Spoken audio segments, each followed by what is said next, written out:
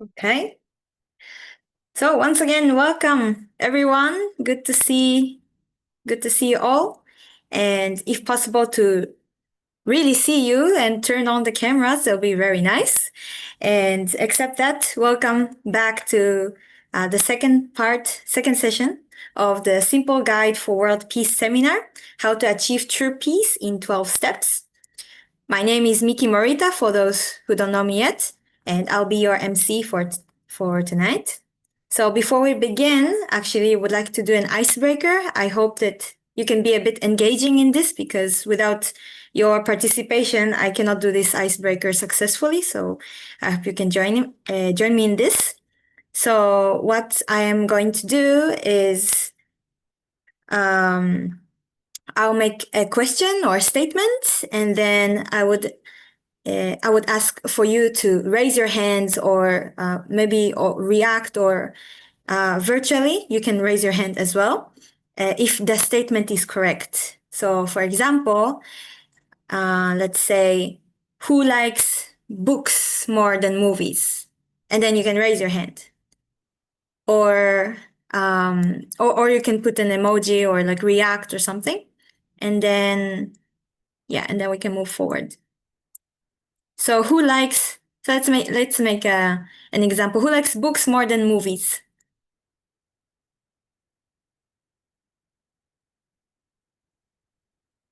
Oh, Sarah? Maybe you Yeah. should no. Maybe you should switch it. Okay, Like okay. movies more than books. Movies more than books? Okay, so who likes movies more than books? Oh, wow, okay. I see, I see. Okay, so maybe I can go with like Sarah first. Then what is your favorite movie? My favorite movie. Oh, that's difficult. Yeah, well, I think I have two favorite movies. One is animation. That's why maybe I don't want to mention it alone. But I love Mononoke Hime. It's a Japanese animation movie, Ghibli movie. So I like that one. And then my favorite like live action movie is it's a trilogy, The Lord of the Rings. I love The Lord of the Rings. Oh, Yeah. okay, classic. Yeah. Okay, thank you so much for sharing. Good. Hello, Ava. Good to see you. Okay. Yes, hello. Okay, next. Let's see. Next question. Now, who likes cooking? If you like cooking, please raise your hands. Cooking or maybe baking also could work. Cooking or baking? Who likes cooking or baking? I like only eating صراحة. Okay. All right, I'm on the same boat with you. But who likes to cook or to bake? I think we had one person. Sorry, I don't know your name. Good evening. My name is Sabina. I'm from Moldova. From Sabina. Moldova. Sabina. Yes. Sabina from Sabina. Moldova. Yeah. Sabina from Moldova. Wow, okay. Good to see you. And Sabina, do you like cooking and baking, yeah? Or one of them? Yeah. Yes. Mm-hmm. Okay. What is your signature dish or signature baking thing? Like I like because I like fried chicken the most. So I like frying chicken the most. good. Okay. So we all should try your fried chicken. We should all go Yeah. to Moldova to try Sabina's Of course. chicken. Okay, good. Thank you so much. And yeah, who else likes to maybe bake? Somebody likes to bake? This word. Anybody likes to bake? Okay. I personally like to. Oh, Ava. Okay. Yes, yes. Go ahead. What is your like best baking dish? What's learn about You know, I like to make cookies, something like that, like brownies, cookies, or like fast Uh-huh. food. Iranian dish I'm trying to it, but for myself, sometimes like it's for fun, not like cooking for all. Mhm. Yeah, that's right. Yes, I think we all, especially the girls, got into baking during the the pandemic when we had nothing to do at home and the only fun we had was baking. So yeah, really relate to that. Thank you so much. We need to try your cookies one day. Okay. Yeah, so that was Ava. I think it's good maybe when we no, when we answer the question, maybe it's good also to introduce yourself shortly. Actually, that'll be very nice. So yeah, anyways, thank you, Ava. Next question. Who likes taking a nap? I think this is something very common. Who likes sleeping? Who likes taking a nap?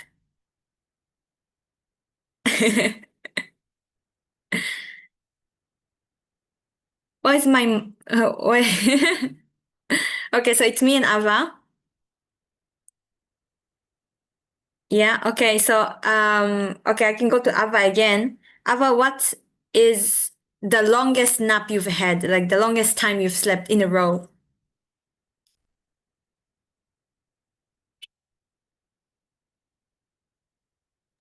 Actually, can you repeat it? Because my internet is not that much good. Yeah, sure. What is the longest time that you've ever slept in a row?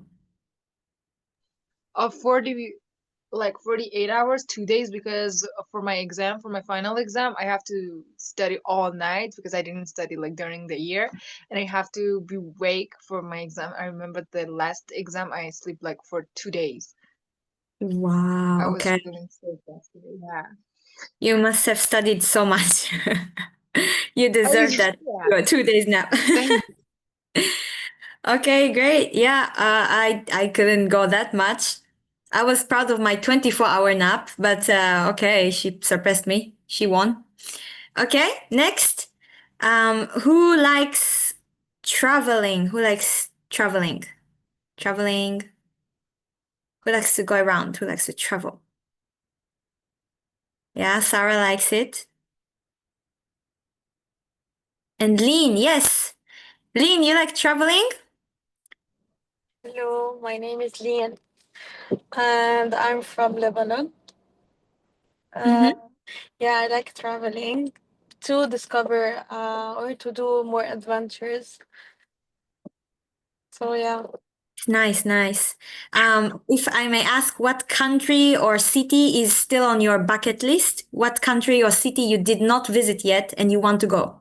Like you have to go. yeah, Africa, South Africa. South Africa. Wow. Okay, interesting. Why South Africa? Something specific? Yeah, because I'm a humanitarian worker, so I would like to know more how they approach the culture, how do they live. Yeah. Oh, I see, I see. That's very nice. That's a very beautiful reason. Thank you so much. Good. And yeah, so maybe last question before we do. This is something I did with bigger audience, but maybe we can try that. My first question is who loves their family? Raise their hands. Yeah, everybody likes their family. Beautiful. So who has more than two people in the family? Raise their hand. Keep their hands up or raise your hand again. Who have more than two people in the family? Okay. Who have more than three people in the family? Keep your hands up. Okay. Who has more than four people in the family? More than four. Okay. Who has more than five? Oh, wow. Okay. Who has more than six? Who has more than six people in the family? Okay. Lean still has her hand up. So, Lean, would you like to share with us how many people in your family? Yeah. So basically we're eight. I don't know if we're يعني, if I consider like for example my father, my mother, my two sisters and the husband of my sister, and now I'm a new aunt. So this is why how I consider we are like eight. Oh, I see. And you guys live in the same house together? No, I live alone in Beirut. Meanwhile, my family, my father, mother, and sister, younger sister, lives in Bekaa. And my other sister with her smallest family, also near Beirut. I see, I see. Yeah. Great. Yeah, but it's still very beautiful that you have a very big family. I think having wide family and staying together. Maybe you don't live together, but you meet often, right? I'm sure. So True. that, yeah, that's very beautiful. Okay, We thank you so much for sharing. And yeah, this concludes my icebreaker. And welcome to those who joined just now. Good to see you. Good to see you again. And now I would like to introduce our lecturer today, our dear sister Sarah Ahmed Pereira. And today's lecture's topic is going to be where do I learn to be good? Very interesting. Where do I learn to be good? So yeah, we'll learn where we're going to be good from our sister Sarah. So let's welcome Sarah with a big round of applause. Virtual round of applause. Thank you. Thank you so much, Mickey. And thank you to everyone for joining today.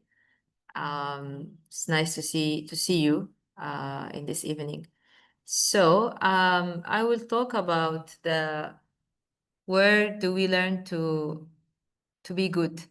And basically, just a quick reminder, these lectures are connected to a series of lectures. They focus on the four loves we experience in the family, the four family loves. And this is a curriculum for building good character and loving family. And what we are talking about now is the realm of children's love. And these all connect to peace. They are on themselves, they seem like something simple and small, but actually they are part of the steps so we can become good people. And if we are good people, then we can make peace. Last lecture was about what does it mean to be good, and George gave a introduction about universal values and living for the sake of others. That the goodness, if we talk about goodness and we express goodness in just one sentence, it just comes to living for the sake of others. That is what goodness means. And yeah, these are lectures connected to our all of our organizations because they come back to the values. So today we will talk about this topic and we will answer this question: where do I learn to be good? So before we start, I want to ask you, where did you learn to be good? Do you think you are good people? Sorry, I'm gonna go back. Do you think you are a good person, Sarah? Yes. So where did you learn to be good? Hello. I Hi. think um, the being good is inside me, and it's not something that I gained from somewhere. I think for me it's like this. Yeah. I see. Nice. Nice. Thank you. Nice. How about Lynn? You raise your hand. Yeah. I think I learn to be good in each place I go to. Uh, I learn to be good at school, where there's so many kids that they are bullying or they are getting bullied from others.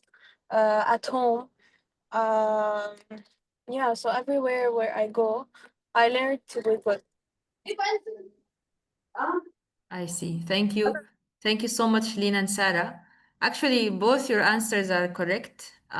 We do have an innate goodness within us, and we do learn to be good from many places. But I think if we link your answers together, even though we have goodness inside of us, if we don't nurture this goodness, if we don't take care of it, we are not going to necessarily be good people. We can become people who are not good or people who make harm to others. And if that goodness, the seed of the goodness is within us, so the first place where we can be exposed and we can be raised, and learn this value of being good. It's actually in the family. It starts in the family. So that's what we will talk about today.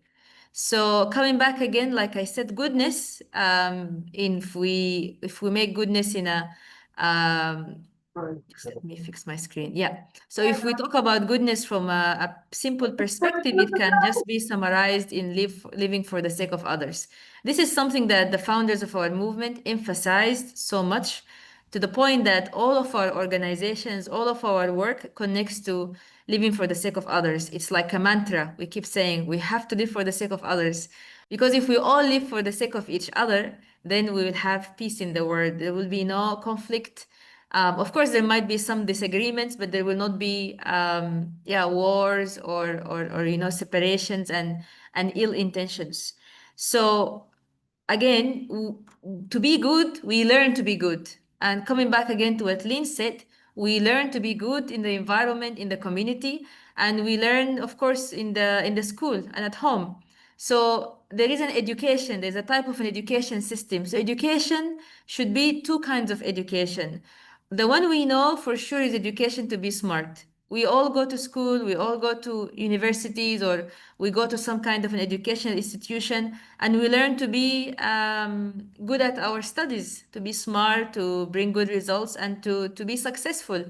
But also, there has to be education to be good. And this helps us to become moral people. Okay, طيب. So this education to be good somehow is missing. We don't see it so much in the environment we are in.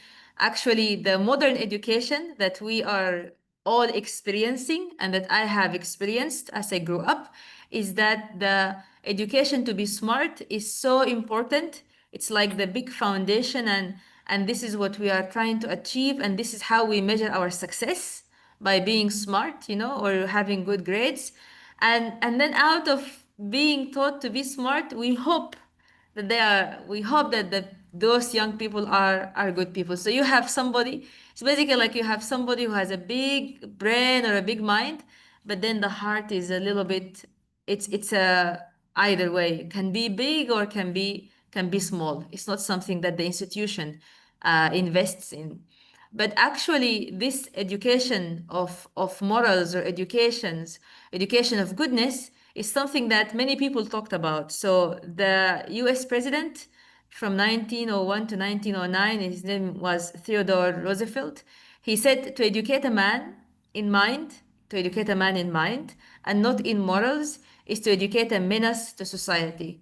Which means if you educate somebody in their mind only, without give them the moral compass, then they can make harm. They can do something bad for the society.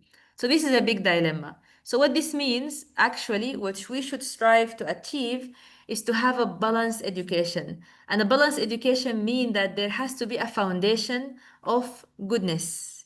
The foundation should be goodness. You have a foundation of goodness, and then based on this foundation, the children or the young people are educated to become smart. Yeah. And this is so important. Why is this is important? Because this achievement or this success in study has to be directed towards a good result, right? You don't want people to study chemistry, study chemistry and become good at it so that they can go and make a bomb, or go and make a weapon that can kill people, or go do something harmful to others, or kill themselves. You want people to do something good out of what they study, and that's why this foundation is so important, and that's what we are all striving for.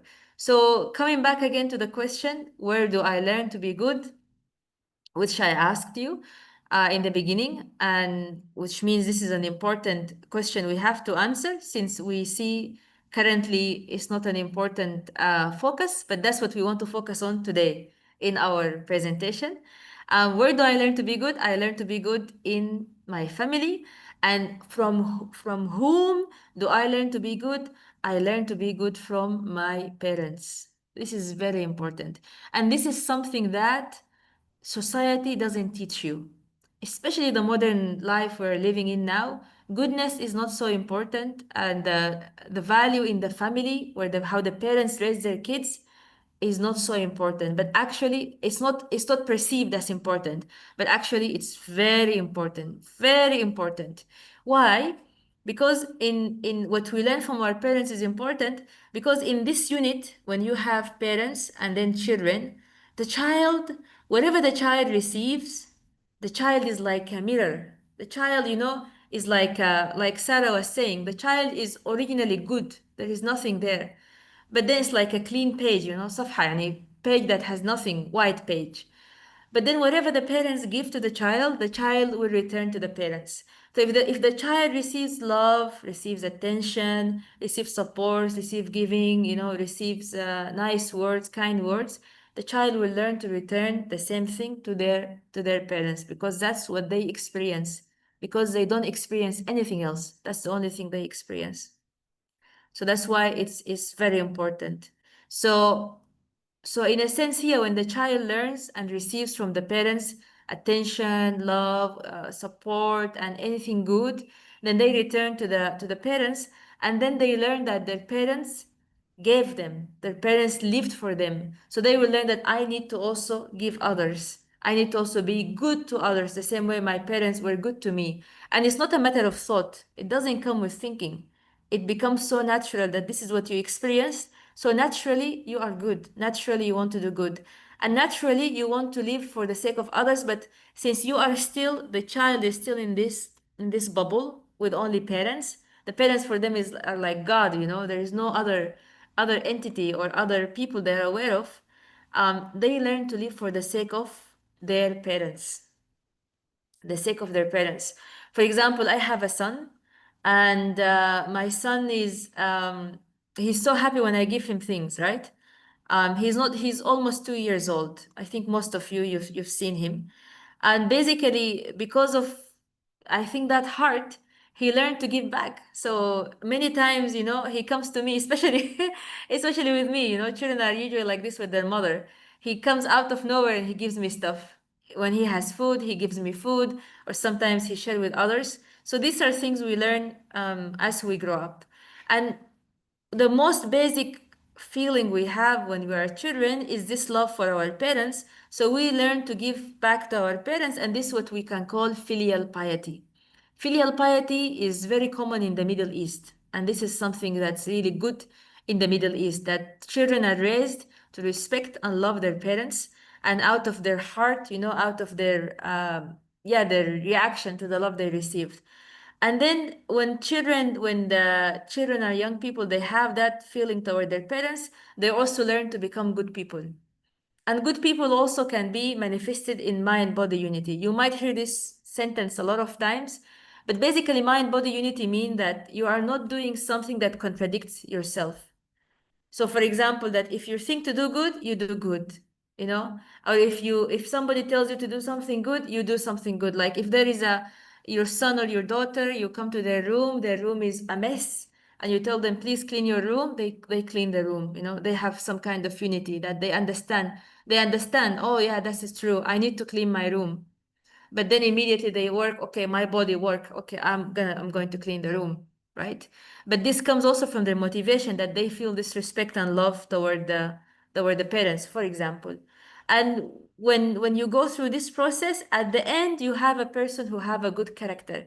You are graduating, a child who has a good character to go to the society, to go to the school, to go to the university, and then to become, part of let's say, part of the society.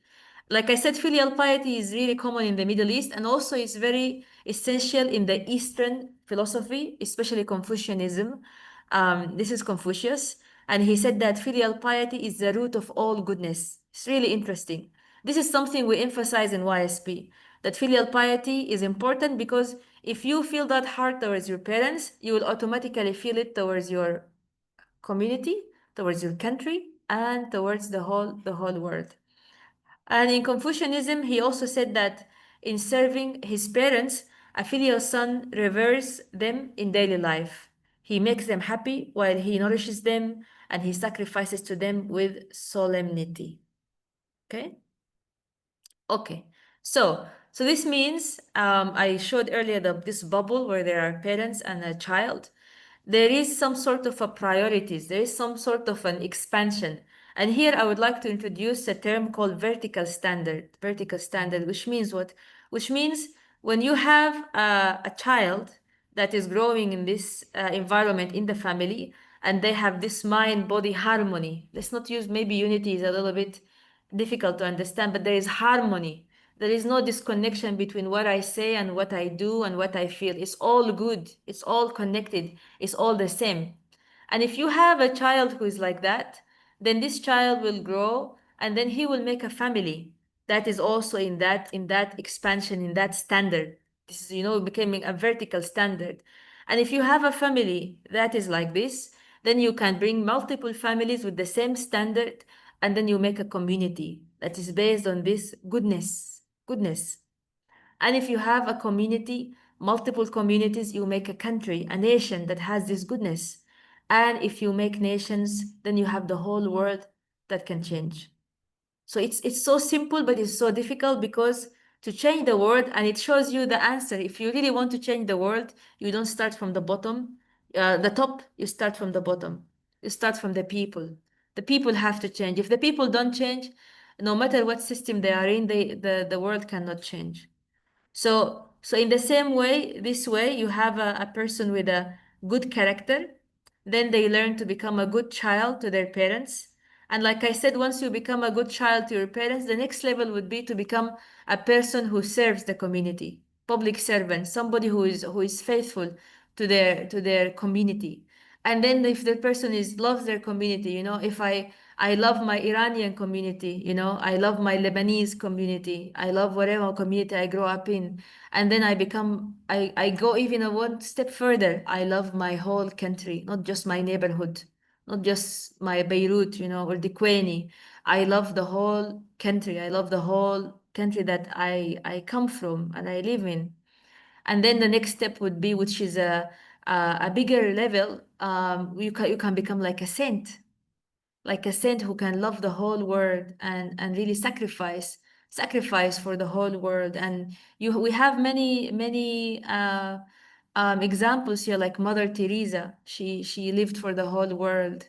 And even you have Gandhi and Martin Luther King Jr. and Nelson Mandela. They were at this level, but they were so high that they became so famous. They are not just famous in India or America or South Africa. They are famous all over the world because they really sacrificed for their countries. And by doing that, they showed an example, and they made really something good for the whole world. So this is how it multiplies and go forwards. And I want to show just read some examples, some quotes from Mahatma Gandhi ji. So Gandhi, if you don't know Gandhi, I think it's really worth reading more about him.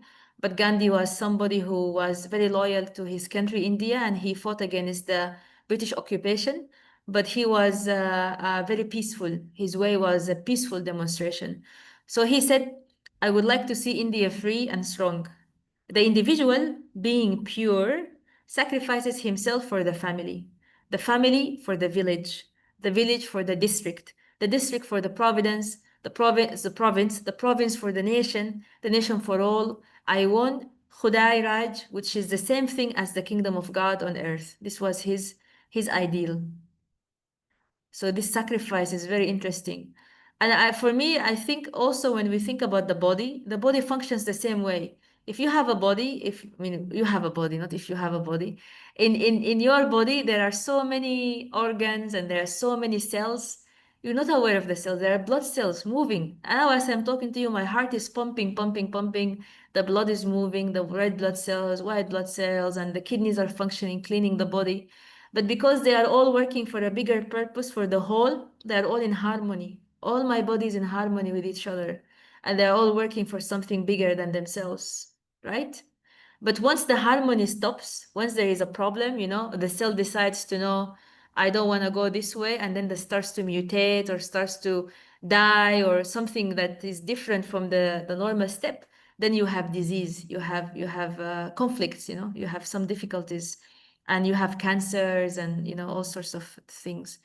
And then, so what Gandhi is saying, which is written on his in his memorial, it says that the main point I want to emphasize: the individual being pure sacrifices himself for the family. This is very important, and unfortunately, I want to emphasize it because young people, honestly, they don't want to sacrifice. They want to just be, they live their life, which is fine. But we need to really understand that sacrifice doesn't mean sadness, doesn't mean death, doesn't mean to be unhappy. But sacrifice means to think of something bigger, not just me, something bigger. And then this will bring real happiness, will bring a different kind of joy, and will bring change to the future. So this is some examples. So if you have a filial child and then they think that their parents are the best parents in the whole world, yeah. So then they will think also that if I need, when the next level would be, I will die for my parents. Do you think like that sometimes? You will die for your parents? You will die for your parents? And then a patriot is the one who, in the same way, who will think, I love my nation. My nation is the best country in the world. I think Sudan is the best country in the world, with all the difficulties, all the civil wars. But I would, well, it has a difficult reality, sure. So because of that, I need to ask, okay, how can I die for my country? I mean, of course, I don't want you to die for your country, but that feeling is important. Would you think like that? Will you feel like that? Will you be this passionate? And coming back again to having this balance and having this harmony between mind and body. Basically, we as young people, we are, or as people in general, we are born, we are young. We, as a child, we think only of ourselves. Usually the baby, the child, they don't know. They think only of themselves, myself, myself, myself. But they cannot change like this and become, patriotic or filial children. It doesn't work like that. Even I now, I cannot just change like that. It needs time. So we need time to grow, time to reach this point where we can think of ourselves, but also think of others. Think of others even more bigger way, myself within others. But then this stage in between, this is where we as in our youth, in our teenage years, that's what we are struggling with, which is more others or myself, others or myself. But this is immature. This is immature. People who put themselves first are still immature. They need to mature and to become, even to become a parent, you cannot just think of yourself, right? Parents cannot just think of themselves, which means parents have to be mature. So we are, if we are in this place where we put ourselves first above our family or above our anything else, but mainly within our family realm, we have to grow up, we have to change, we have to think of, no, I've received so much with my family, now it's my time to give back to my family, and then I love and take care of my family, so my family becomes bigger. I stop receiving. Basically what it means, not just receive, we start to give. We start to give. We give, not to stay in the receiving end. I just want to receive and I just want to receive. And like I said, on the left side, this is the immature child. We all went through this. We all have our instances of this. And also when we grow up, we can become selfish adults. But really, we all should try to go to this way. Because also we are not perfect, we are in between. But always try to go to this way, that I can be a good child to my parents, I can be a good person to my society, and then I can become, futurely, I can become a good parent, loving parent, sacrificial parent. So this means that actually inside of our nature, we are meant to live with each other. I mean, human beings are social creatures, and we are meant to exist for the sake of each other. This is something Father Moon said. To realize that we exist for the sake of others is a great achievement that changes our lives.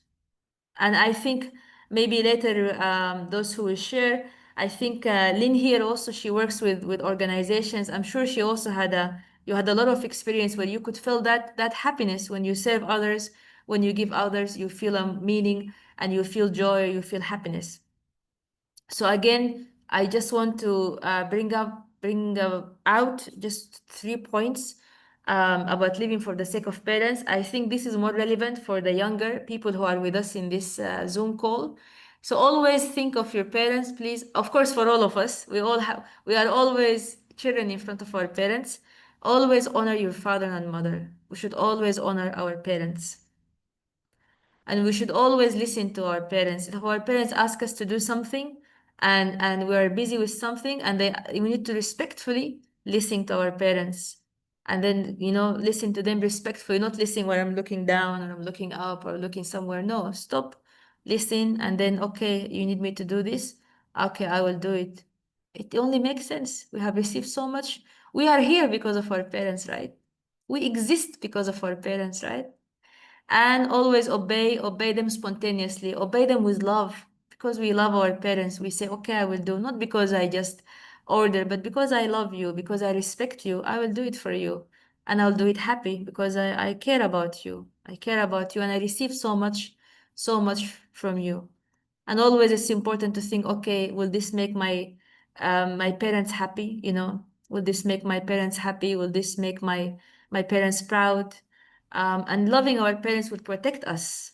When someone, for example, if someone asked me when I was younger, maybe now I'm a bit older. I'm not living with my parents now. They live in a different country.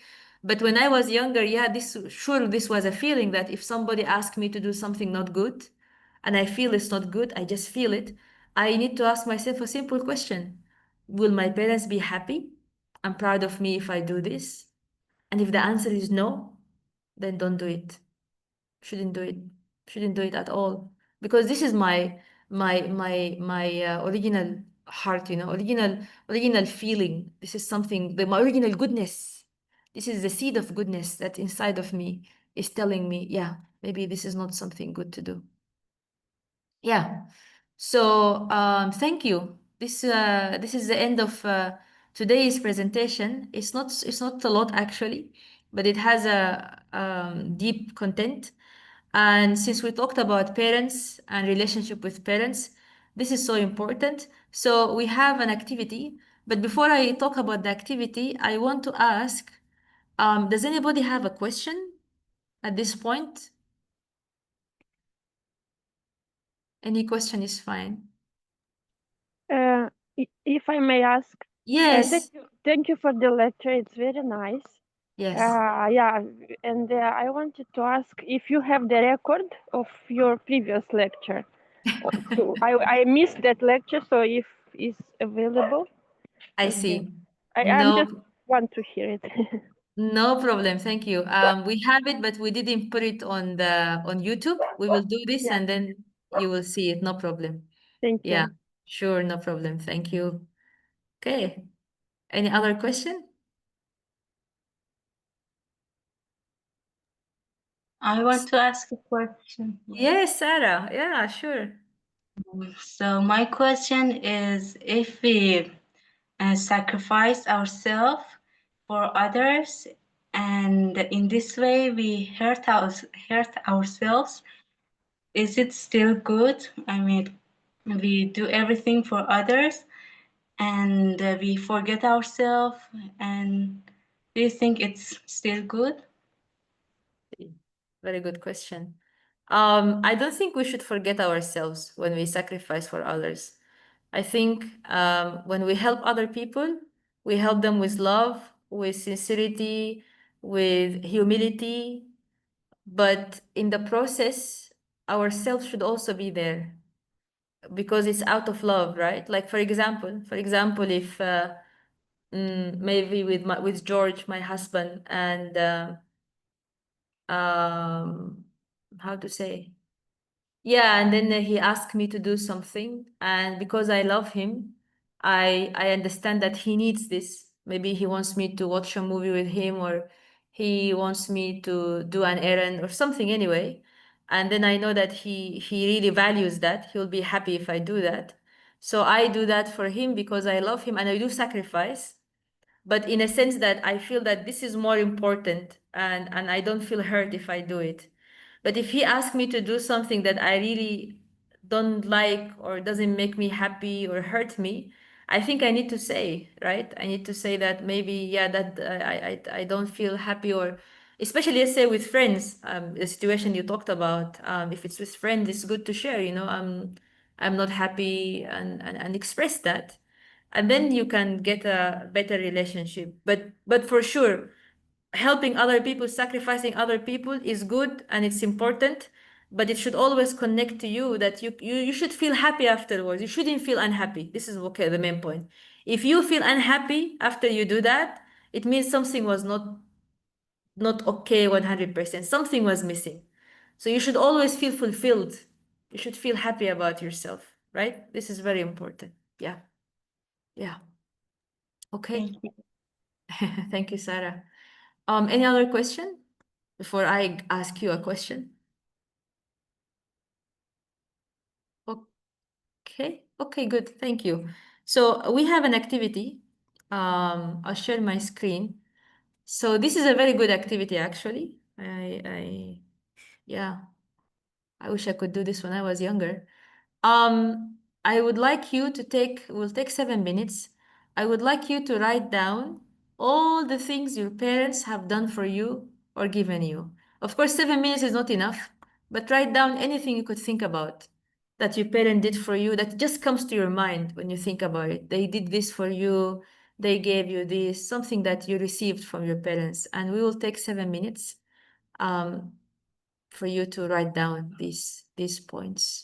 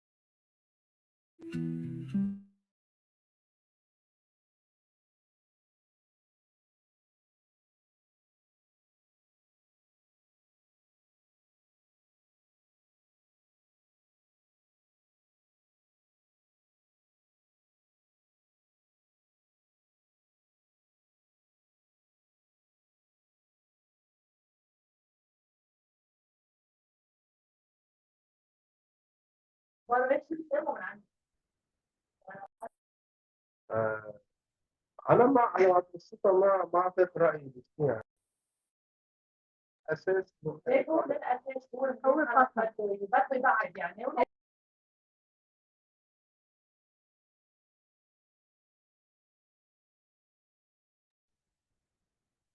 We can't hear the music, Mickey. Okay, thank you.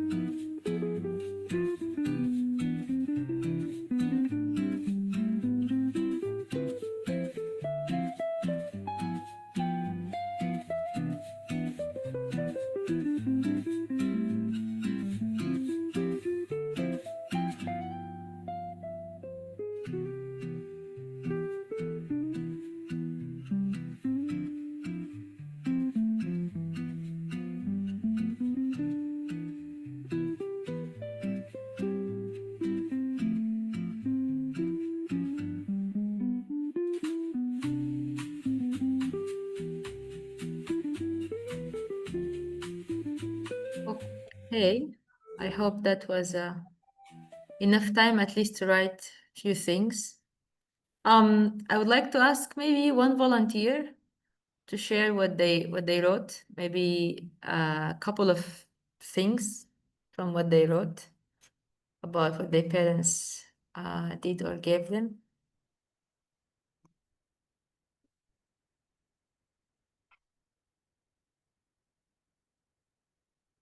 If there is no volunteer, I will volunteer somebody.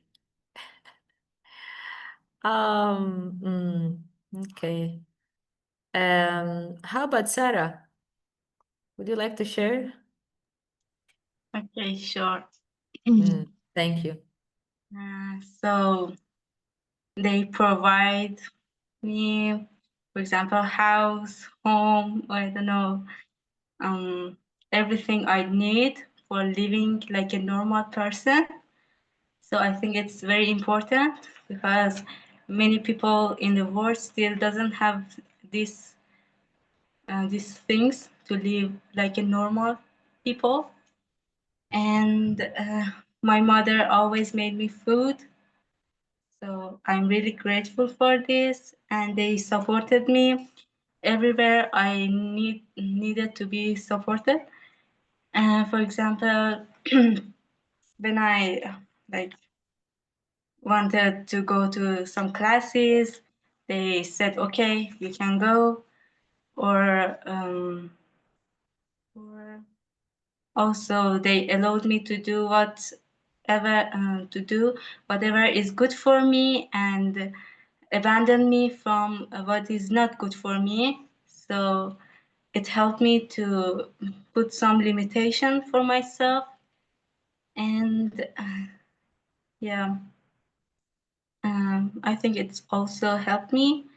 And the last one is they protected me from the word that is, I think, in my opinion, this word is not really good. So they try to protect me from bad things, and yeah, they wanted me to be a good person.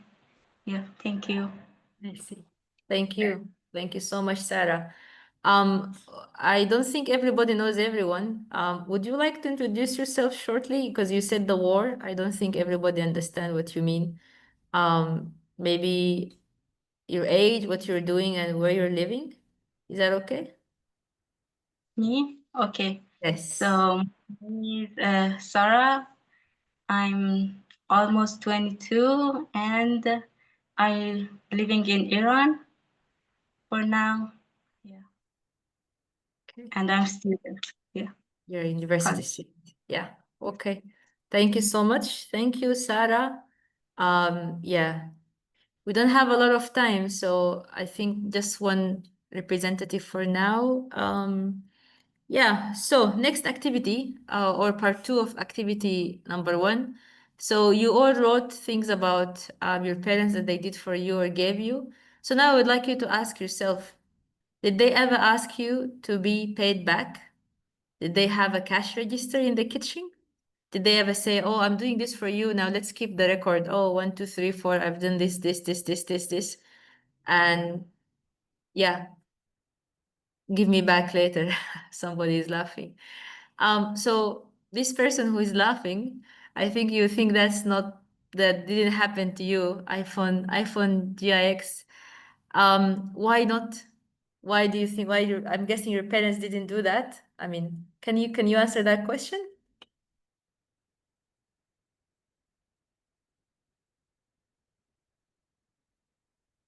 if possible? Yes, I'm Gilbert. I'm Gilbert from Lebanon. So I'm just opening from my phone because some people are beside me. Yeah. So yeah, I'm laughing because I have a new baby and I'm thinking that if I tell my daughter, if please, when you grow up, you can pay let's say let's 4 years or let's 5 years you live in my house and like you ask about OMT.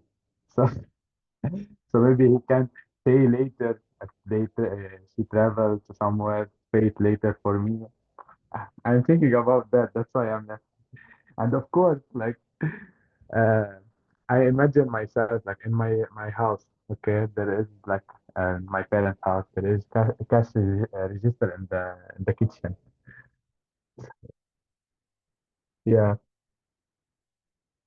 why not? I think that I don't know. There is like love, a big love to the kids that you sacrifice yourself for them. So I don't think the parents will ask about this. Or we didn't think about this also. And like in all my life, I didn't think that I will pay back my parents the food, uh, all the things that they wash my clothes, the cleaning. My mom, especially, they do all the service in the house. Yeah, Thank you. Thank you, Gilbert. Yes, you are right. And it's interesting, you said you never thought of it, and it's just so natural. You don't even think about it, right? I think that's really, yeah, that shows you how deep it is and how it's so normal actually to feel loved and to love this way. So yeah, thank you for sharing. Good. Then the activity number two, this is something that you will do by yourselves. Later you can yeah, finalize the activity. But basically, I would like you to list 10 things you can do to show your love to your parents, even if you are already not living with your parents, or yeah, you're living with them, not living with them, or they're far away.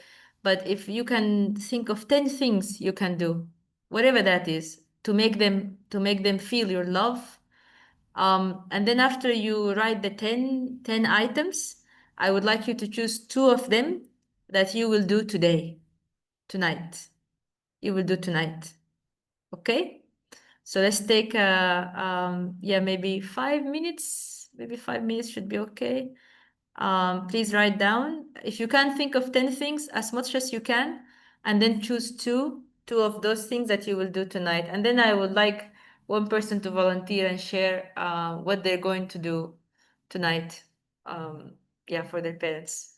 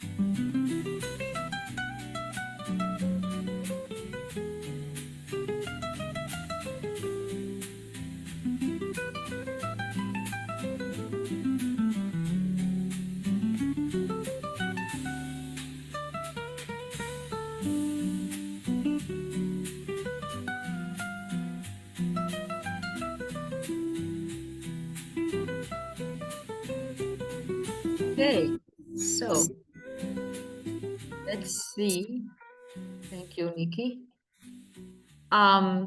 Would anyone like to volunteer to share 2 things they will do for their parents to show them love?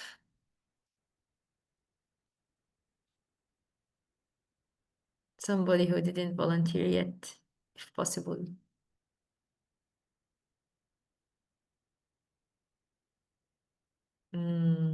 Okay. How about Asal? Would you like to introduce yourself shortly and then share with us 2 things you're going to do? Hello, everybody. My name is Asal. I'm 17 and I currently live in Iran. So the 2 things I will do, the 2 most important thing for me is to say thank you to them and be grateful for what they gave me. And the other thing is like spend more time with them, like eating dinner together or go out like together or something like that. Hello, Yes, can yes, you we hear heard me? you. Yes, yes. Oh, okay. Yeah, that's all. Thank you. Thank you, Asal. Out of this, what are you going to do today? What are the 2 things you Today, will do today, tonight? I will cook dinner for them, Mm, and I have an exam tomorrow, and my parents will be very happy if I get a good grade on my exam, so I will study for my exam. I see. Okay, thank you. Wonderful. Thank you so much. So, thank you to everyone for participating in this activity. I would like to encourage you to do the 2 things that you will do for your parents, if possible, and then maybe next Tuesday, maybe one more person can share with us how it went, that they did it, and then how they felt, how their parents felt, and we can hear that from them. Yeah. So thank you so much. Thank you. And I give back the microphone to Mickey. Thank you so much, Sarah. And let's give Sarah a big round of applause for doing this. Thank you so much for doing this activity with us. And before that, also sharing with us this wonderful lecture. Thank you so much. And thank you for joining us this evening. So, as Sarah said, please do your homeworks. And we hope to hear from you also next week. And a reminder, every week on Tuesday, same time, 7 o'clock Lebanon time, we're going to have this next week as well. And next week's lecture is going to be about goodness creates peace. So I hope to see you next week. And of course, if you have any family members or friends that might be interested, you want to invite them, or maybe some people want to come and couldn't join us this time, please do invite them. Feel free to invite anyone that might be interested, or even just bring your friends, because it's more fun to share together when we're familiar with each other. So thank you so much once again for coming this time. And yeah, we'd like to conclude here. And thank you so much for joining. And see you next week. Thank you so much, everyone. It was great to see you. Thank you. Thank you. Thank you, Mickey. Thank you, Thank Lynn. you. Thank Thank you. you, Natalie. Sorry, Natalie, we're finishing now. Thank you. Sorry, I know. I'm running all the day. That's my schedule. I missed it today. But I'm sure it was great. Thank you. No problem. Thank you, Natalie. We'll see you next week, Natalie. Yes, hopefully. To Ava. Yeah, thank you, Haruko-san. Bye. Thank you, Samir.